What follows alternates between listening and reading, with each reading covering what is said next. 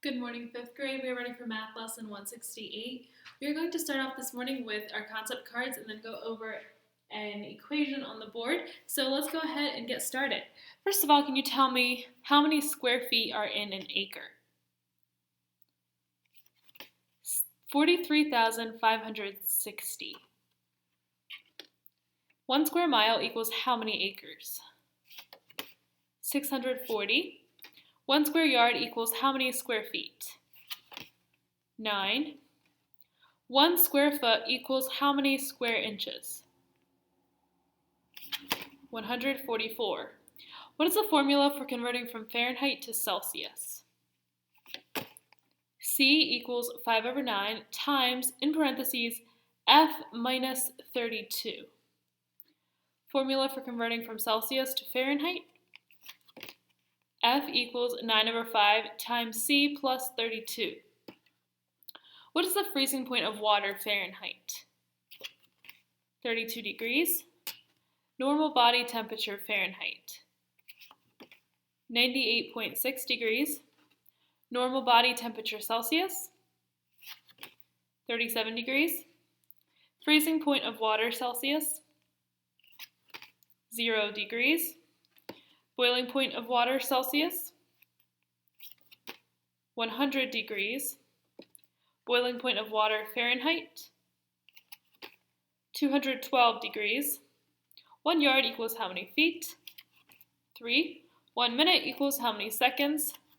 60. 1 hour equals how many minutes? 60. 1 day equals how many hours? 24. 1 week equals how many days? 7. 1 year equals how many days? 365. 1 year equals how many months? 12. 1 century equals how many years? 100. 1 pint equals how many fluid ounces? 16. 1 cup equals how many fluid ounces? 8. 1 tablespoon equals how many teaspoons? 3.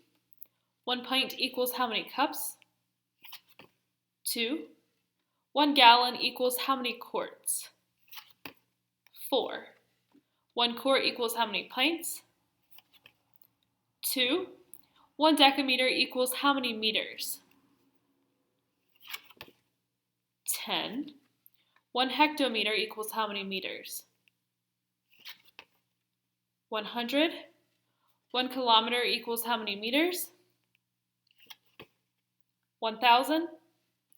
1 meter equals how many millimeters? 1,000. 1 meter equals how many centimeters? 100. 1 meter equals how many decimeters? 10. 1 mile equals how many yards? 1,760. 1 mile equals how many feet? 5,280. 1 ton equals how many pounds? 2,000. 1 pound equals how many ounces? 16. 1 bushel equals how many pecks? 4. 1 peck equals how many quarts? 8. What does deci mean? 1/10. Centa? 100th. Milli? 1,000th. Kilo? 1,000. Hecto? 100. Deca? 10. 1 millennium equals how many years? 1,000. 1 foot equals how many inches? 12. Okay, I have a measurement equation here on the board. We have 16 quarts minus 2 gallons equals how many gallons? So how do we solve something like this?